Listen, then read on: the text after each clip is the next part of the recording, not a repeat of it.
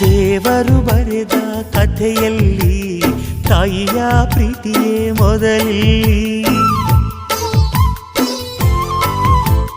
ಹೆತ್ತವಳು ಬರೆದ ಕಥೆಯಲ್ಲಿ ಕಂದನ ಪ್ರೀತಿಯೇ ಮೊದಲಿಲ್ಲಿ. ಹಾರಾರಿರಾರೋ ಹಾಡು ಪ್ರೀತಿಗೆ ಮೊದಲ ಹಾಡು. ಅಮ್ಮ ಅನ್ನೋ ಮಾತು ಪ್ರೀತಿಗೆ ಮೊದಲ ತುತ್ತು. ದೇವರು ಬರೆದ ಕಥೆಯಲ್ಲಿ ತಾಯಿಯ ಪ್ರೀತಿಯೇ ಮೊದಲಿಲ್ಲಿ.